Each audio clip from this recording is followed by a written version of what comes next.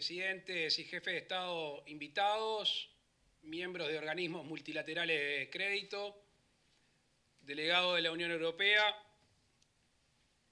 Antes que nada, agradecerle al presidente Apto esta presidencia pro tempore tan sui generis, que lo obligó a participar en este bloque de una manera distinta y única. Y en este momento no era fácil darle continuidad a tantos temas que nos unen y que nos preocupan.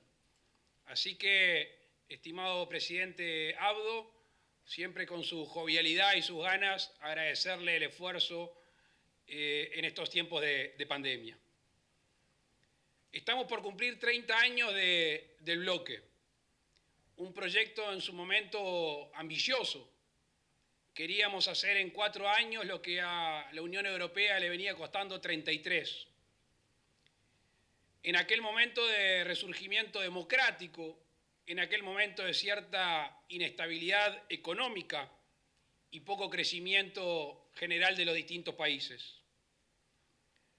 Creo que el Mercosur ha avanzado y por eso en distintas etapas y épocas con distintas velocidades y profundidad.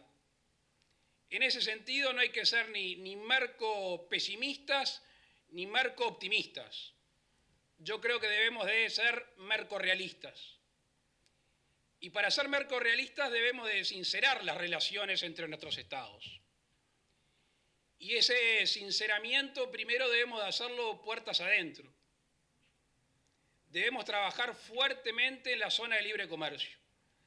Debemos de consolidar el trato nacional de nuestros productos. Hay que perfeccionar la unión aduanera.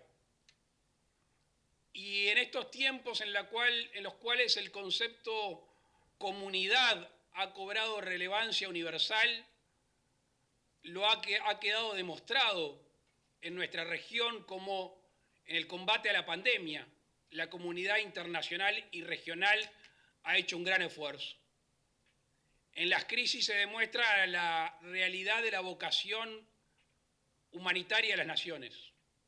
Y el Mercosur ha estado a la altura de las circunstancias con nuestros nacionales y con los hermanos de otros países. Tenemos que, una vez más, hablar de ese Mercosur social, el Mercosur de la gente, ese Mercosur social que habla de educación, de salud, ese Mercosur social en las políticas de frontera. Y en estos tiempos en los cuales la frontera aparentemente podía ser una amenaza de contagio, terminó resultando en un trabajo en común entre los gobiernos y los pueblos. Tenemos que profundizar algo que en estos años se ha acelerado, que es la interconexión logística.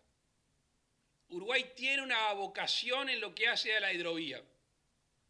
La hidrovía del Paraná, que tanto beneficio le ha generado a países como el Paraguay, y nosotros queremos impulsar la hidrovía del río Uruguay.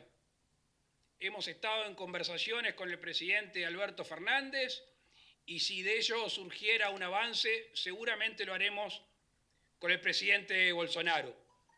Tenemos allí un río esperándonos para poder hacer más eficientes y más eficaces el traslado de nuestros productos y de nuestra gente.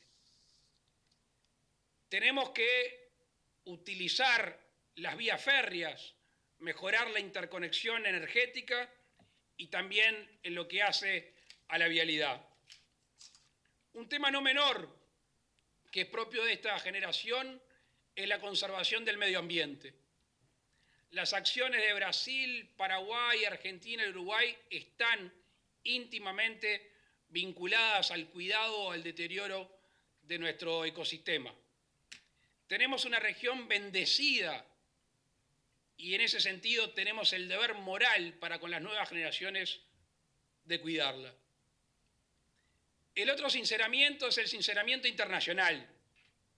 Yo decía hace pocos días en una reunión de presidentes que en este afán lógico y entendible de los países de protegerse, de proteger a su gente, de cuidarlo de cuidarlos de la enfermedad, podía derivar inconscientemente en un proteccionismo.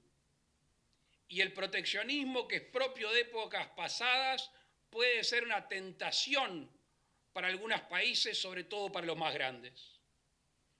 En ese sentido, el Mercosur tiene que aprovechar, tiene el deber de terminar lo que ha empezado. No debe haber peor señal global que no terminar los procesos que llevan tantos años de negociación y que estamos en la recta final.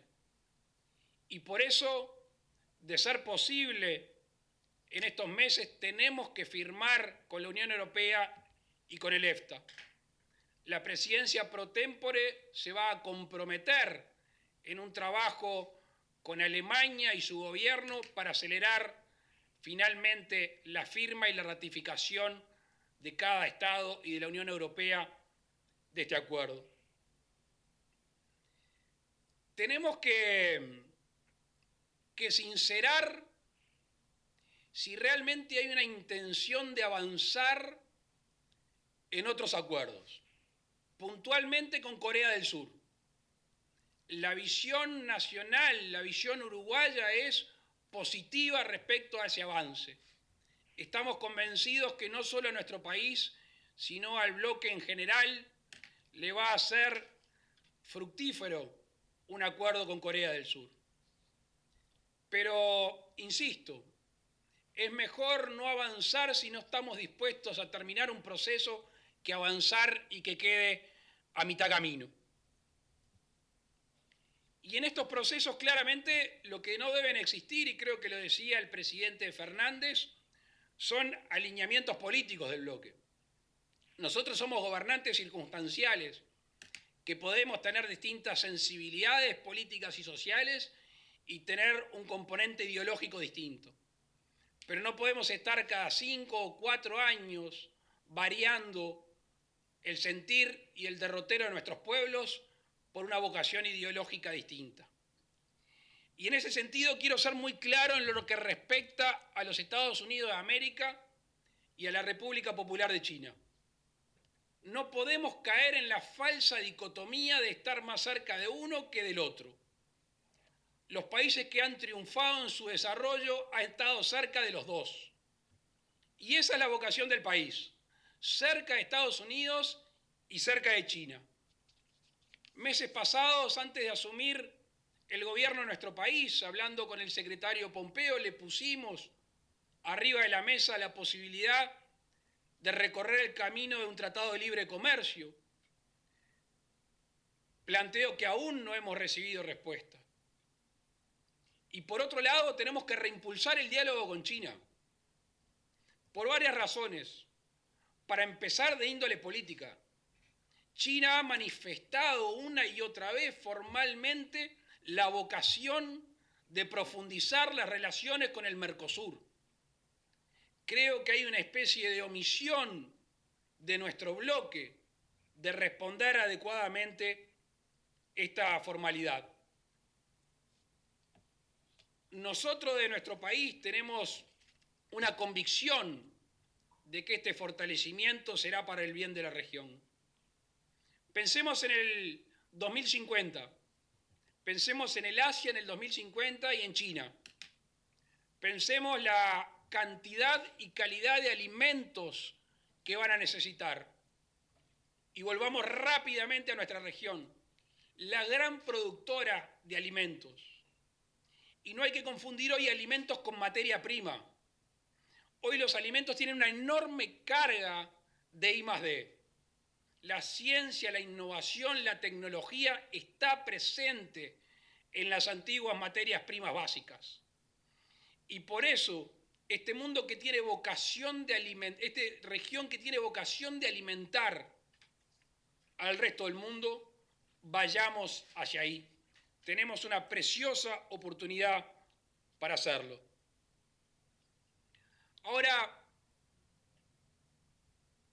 en este mundo tan vertiginoso, la oferta y la demanda se genera inmediatamente y se satisface inmediatamente. Y en el medio de la oferta y la demanda, nosotros, la política, los gobiernos. La política y los gobiernos en el Mercosur, que por su propia conformación establece que las decisiones son por consensos. Los consensos a veces pueden significar lentitud. Y por eso el consenso del Mercosur tiene que ser un consenso pragmático que tenga la capacidad de analizar, de prever, de reaccionar y de avanzar en los tiempos del mundo. Porque si esto supone discusiones cuasi académicas, el mundo nos va a pasar por arriba, la oferta y la demanda se van a satisfacer y allí quedaremos el Mercosur con ese gran potencial, pero lejos de las decisiones más importantes a las cuales estamos llamados a acercarnos. Y por eso, en ese sinceramiento internacional del bloque, sabiendo cuáles son las sensibilidades de cada país, sabiendo que a partir de hoy el Uruguay le toca la presidencia pro tempore, sin tratar de iniciar caminos que sabemos que no llegan a ningún lado.